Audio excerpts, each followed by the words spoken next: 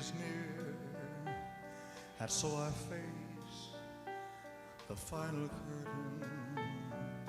My friend, I'll say it clear, I'll state my case, of which I'm certain.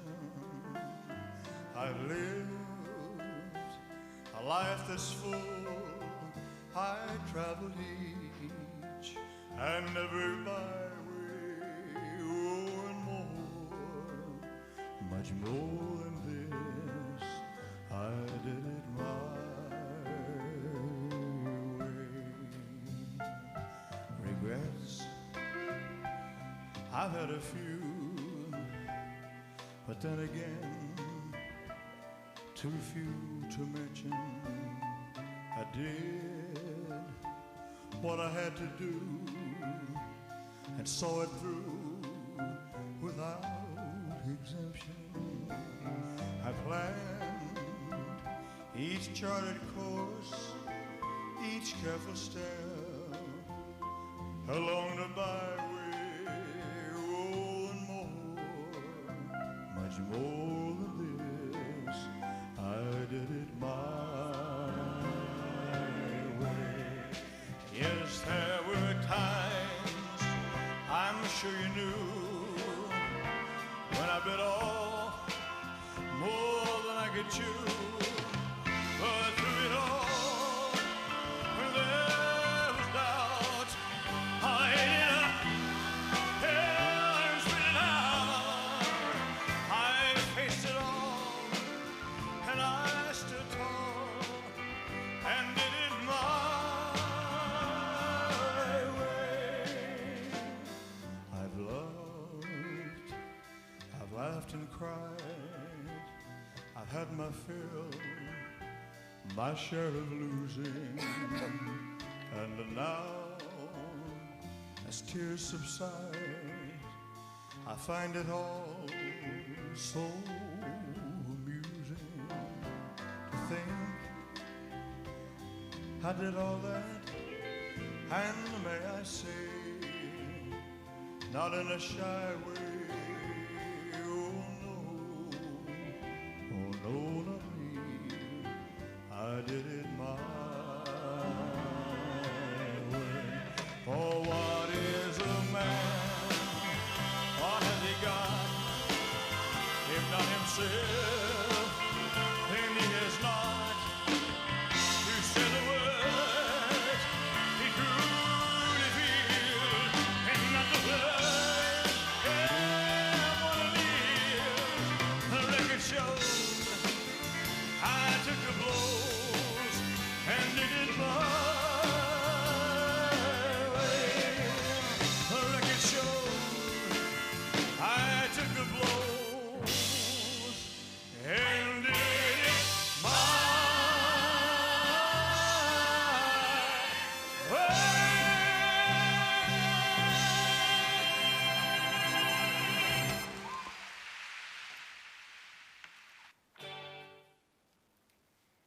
Beyond the beautiful sunset, free from all sorrow and pain, our lives will be lonely without you. In our hearts you will always remain. There is sunshine for each sunset and for each night of sorrow.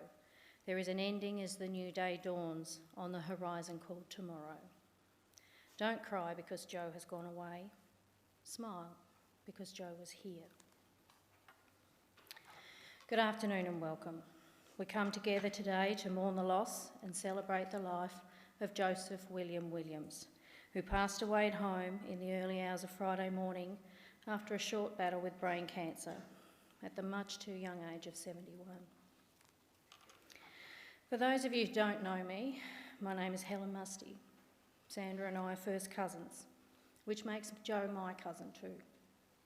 He has and always will have a special place in my heart, and it's an honour to lead the service for him today. Joe is much more than just my cousin. He's the cherished husband of Sandra for 50 years. He's the adored father and father-in-law of Jodie and Zach, Megan, Joshua and Tamika, and Adam and Shannon. He's the uncle-dad of Joel and Rihanna, who is sadly deceased. He's the loved granddad of Ryan, Matty, Seth, Jack, Kobe, Holly, Shanae and Jasmine. Great-granddad of Everly, Hunter George and Eva. His grand and great-grandchildren were the loves of his life. He's a brother, an uncle and a mate to many. To Joe's family, we offer our condolences to you.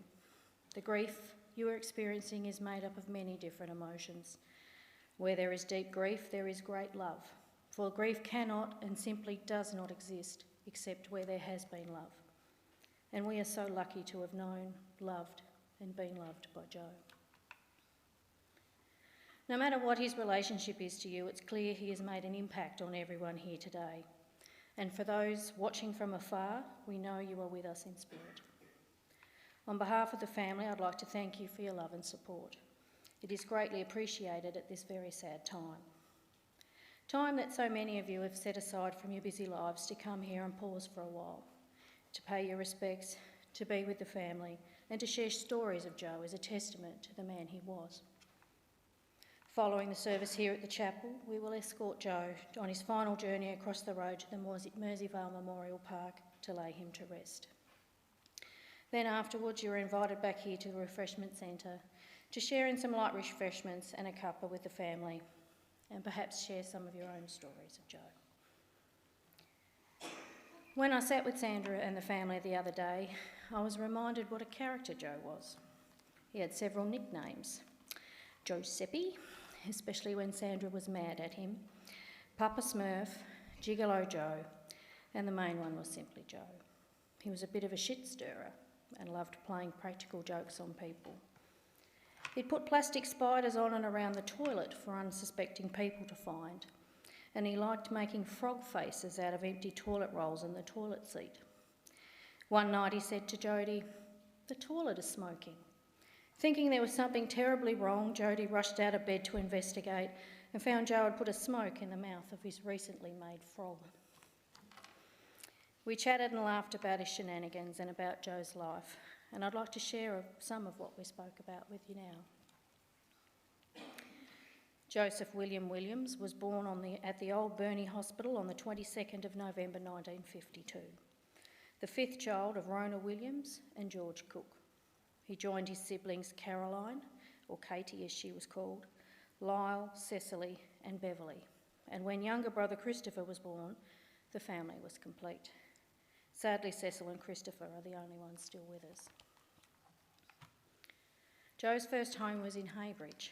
The family moved around a lot and he spent time living at Nyetta, Preston and Ulverston as well. His schooling was spread around also. He went to school in Wivenhoe and Sprent and completed grade 10 at Ulverston. Joe played cricket and footy throughout school and played the odd game of golf for a while. Joe liked school. He liked socialising, and he spent a lot of time behind the change rooms chatting up the girls. He attributed this as to why he never learned to swim, although he must have paid attention some of the time as he received a certificate of merit for being the Road Safety School Patrol Officer in 1967. After grade 10, Joe started his working life, and he had various positions which included, and are not necessarily in order, working at the Ulverston Council as a labourer.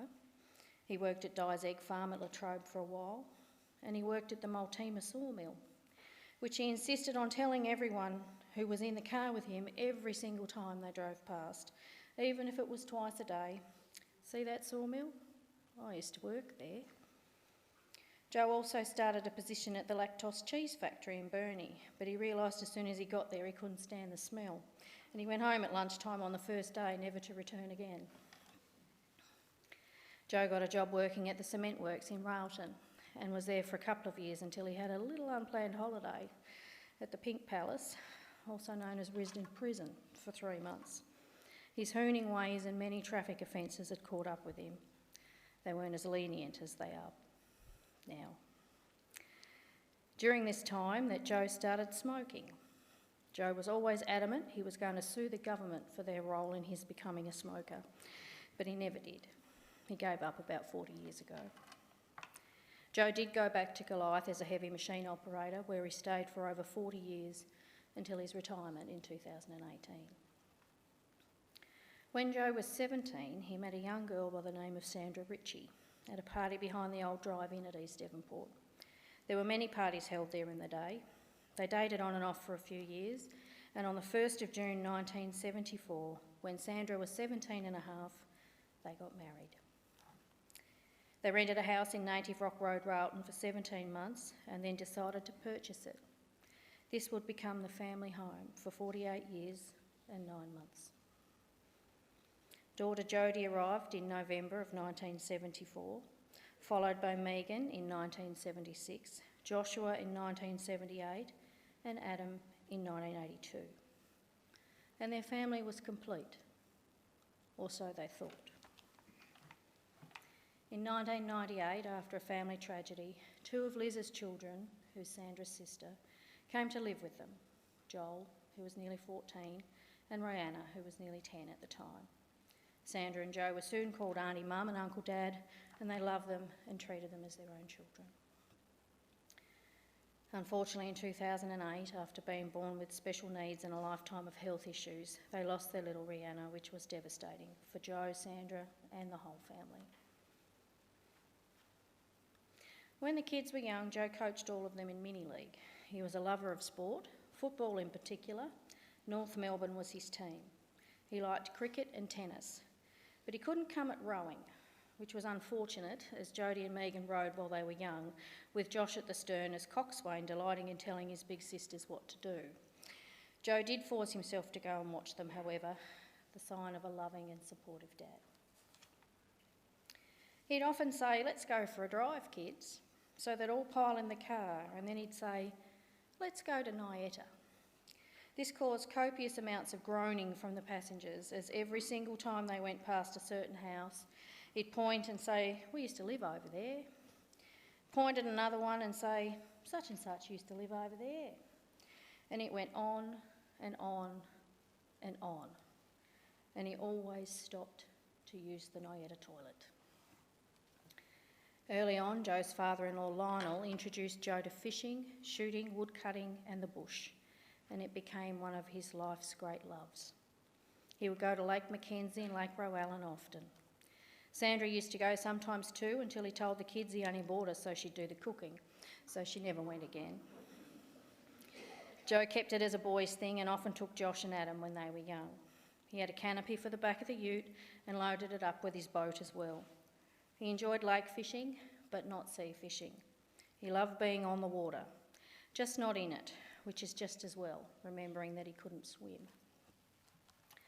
Both Josh and Adam have inherited his love of camping, and Josh has continued the tradition of fishing with his own boys.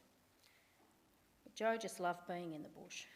He walked for an hour or so most days in the state forest behind the house. Joe was very proud of many things in his life. He was proud of his family. He was proud of his accomplishments. He was proud of his car and washed it religiously. He was proud of his garden.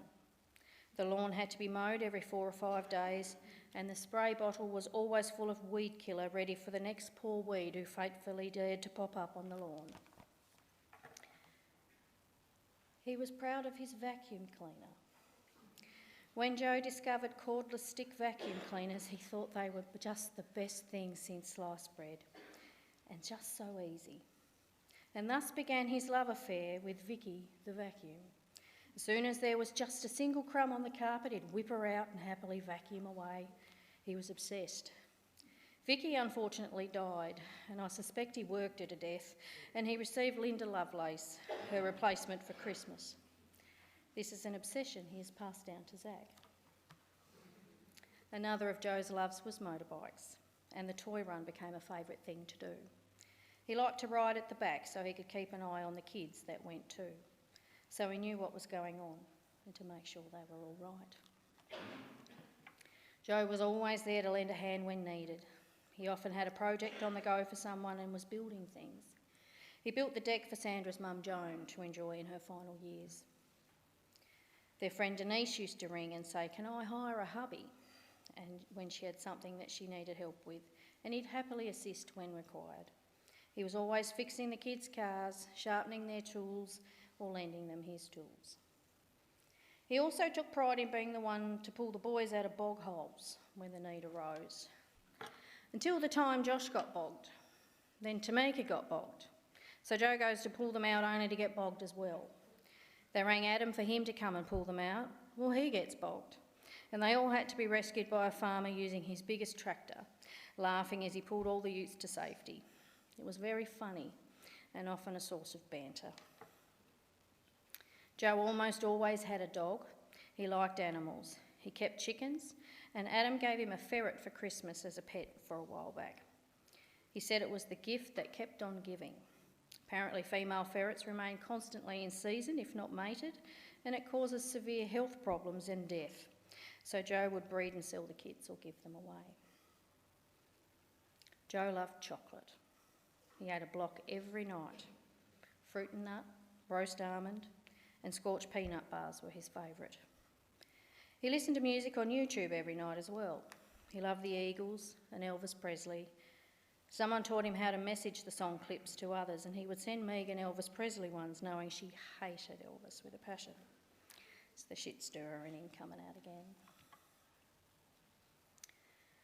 Early this year, Joe, who was normally the most placid, loving man, started doing and saying things out of character. He was becoming more erratic, and Sandra and the family realised there was something wrong. Sandra took him to the hospital, and a large mass in his brain was discovered. On the 3rd of April, he was diagnosed with glioblastoma, a very aggressive form of brain cancer. He had surgery in Hobart to remove 80% of the mass, but the prognosis was not good. The decision was made to have some quality over quantity, and further treatment was declined. Sandra took Joe home. His health continued to decline quite rapidly, but on June the 1st he was well enough to celebrate he and Sandra's 50th wedding anniversary with family and friends, and about 3 weeks ago Sandra took Joe to his favourite place, Lake Rowan, one last time. It was his happy place in later years. At 5:45 on the morning of Friday the 9th, with his children at their family home and with Sandra by his side, as she has been since he was 17, Joe took his last breath. Joe will be loved and missed by all who knew him. And Sandra has a couple of people that she would like to thank. When Joe first started doing erratic things, he was at the United petrol station in Sheffield with nothing but his phone and a TV remote control. He'd filled it up and was trying to pay with the remote control. Luckily, the kind man working there was able to call Jodie from Joe's phone, and she was able to go there to pay for the fuel and make sure Joe got home safely. The family are forever grateful for the unknown man whose kindness and understanding made a difficult situation easier, and he even phoned later on to ask how Joe was. Sandra has also asked me to mention and give a big thank you to Shannon and Tamika for everything you both have done, for all the food, for helping care for Joe, and a myriad of other things. You both have been a tower of support, and it is appreciated beyond measure. I'm now going to invite Holly to come forward. She's going to share a tribute to her granddad, and then she's going to read a poem.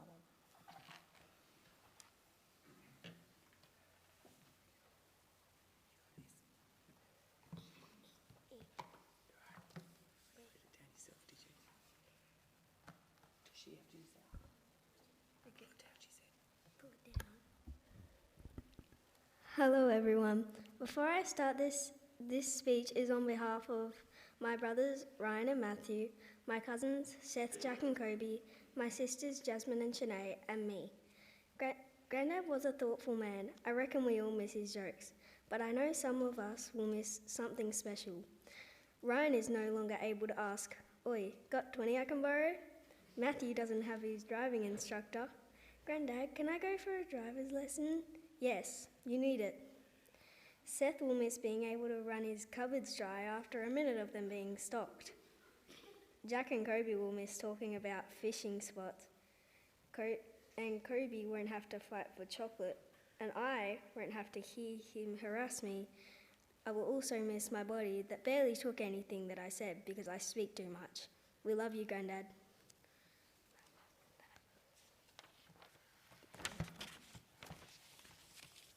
And now I got a poem. Yeah, I know. They say that stars can grant a wish, but I don't think that's true. For if they could, I wish they would, I would be standing here with you. They say the stars can grant a wish, but I've wished beneath the sky. I've cast a wish on everyone and still had no reply. Those stars aren't made to grant a wish as they shine amongst the blue, but perhaps there's things, such special things, that little stars can do. For when I stand beneath them and I'm wishing for you back, I see a single star shoot by in a streak across the black. And suddenly, you're here with me, I feel your guiding light, and from within my heart feels warm as I look up to the night. I don't think stars can grant a wish, but instead they help us see that although the universe is big, you are always here with me.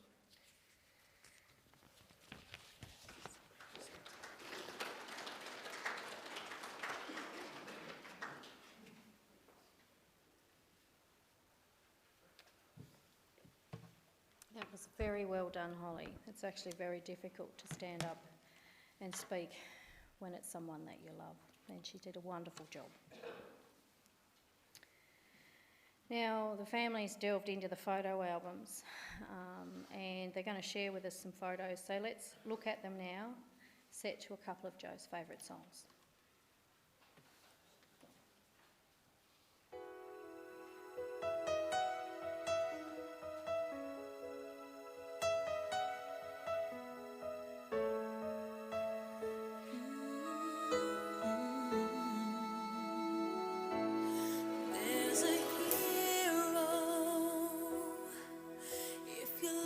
Inside your heart, you don't have to be afraid of what you are.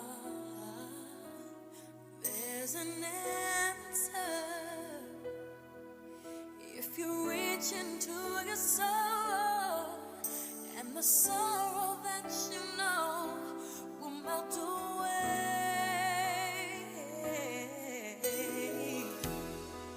And then a hero comes along with the strength to carry on, and you cast your fears aside, and you know you can survive. So when you feel like hope is gone, look inside you and be strong, and you'll finally see the truth that a hero lies in you.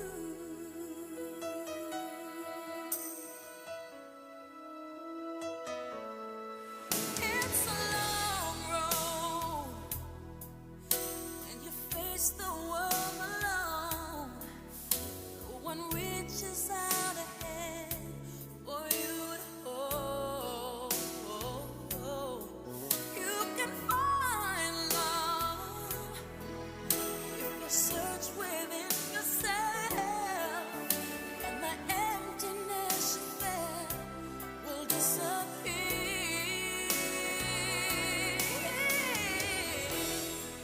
And then a hero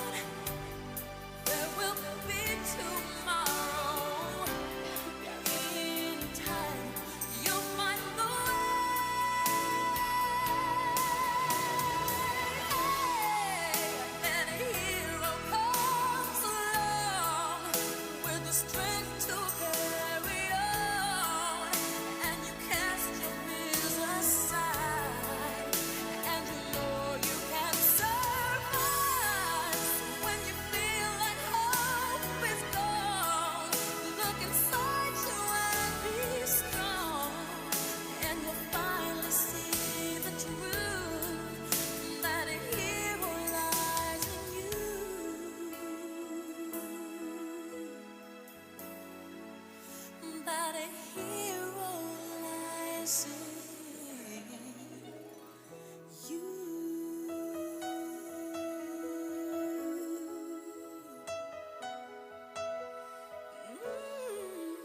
That a hero lies in you.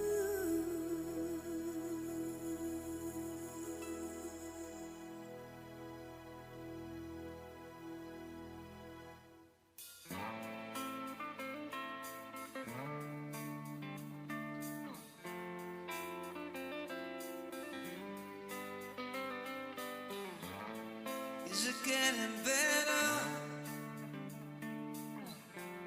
Or do you feel the same? Will it make it easier on you now?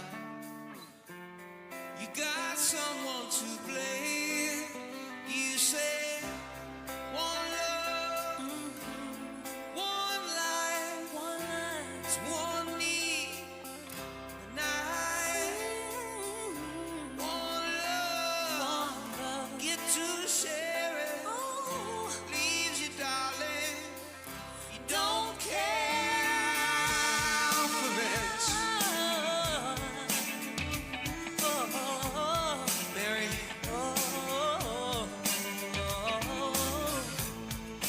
Did I disappoint you or leave a bad taste in your mouth? You act like you never had love, and you want me to go without. Well, it's too late tonight to drag the past out into the light. We're one, but we're not the same. We get to carry each other, carry each other.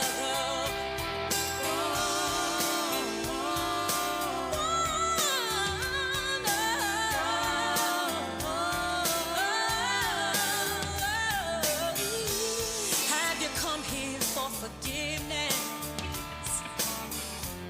Have you come to raise the dead?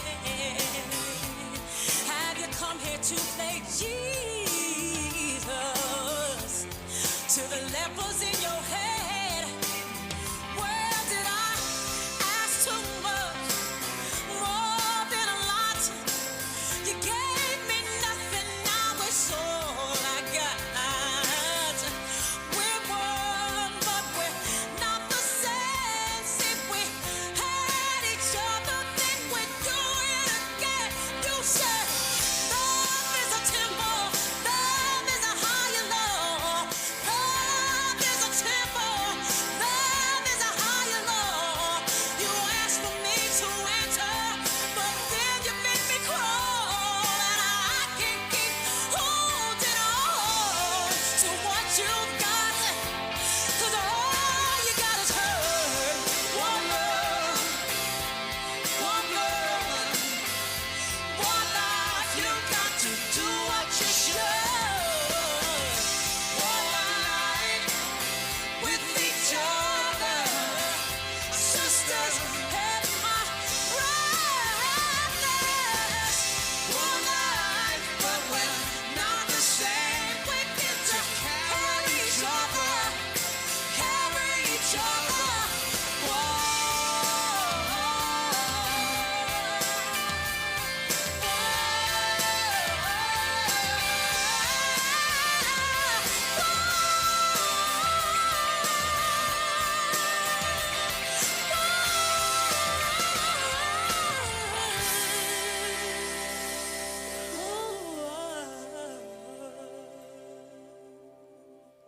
One love, one life.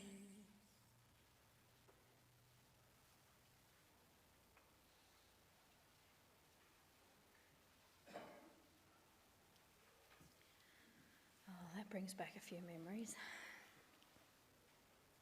And thanks for sharing those with us. As we near the end of our time here at the chapel and we prepare to farewell Joe from our everyday lives, we say thank you to Joe for the positive influence he has had on our own lives.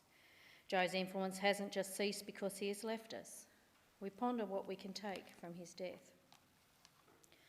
For some of us, it may be to not put off what you want to do in life. For some, to give more of ourselves to others like Joe did. For some, not to take life too seriously because you never know how brief it may be. For others, to take life more seriously because it is so fragile. For all of us, it may be we need to reassess our values and priorities.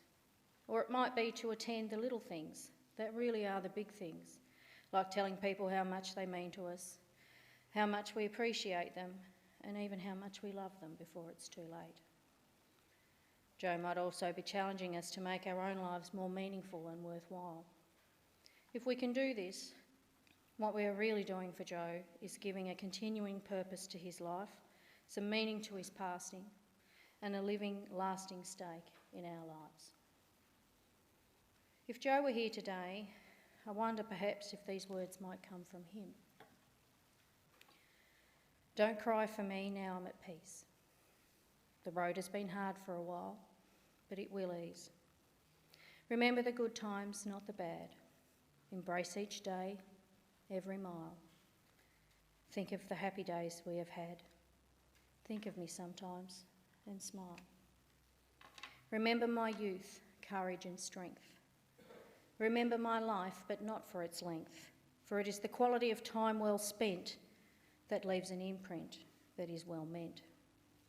I have been blessed to live my life, to have been a child, an adult, and marry my wife. To have been a dad, a grand and great dad, granddad. In life there are many achievements. Happy is the one with a life well spent. And Joe certainly spent his life well. As we prepare to escort Joe to the cemetery, if you are driving, please fall in line behind the hearse and put your headlights on in a sign of respect. Ladies and gentlemen, could you please stand?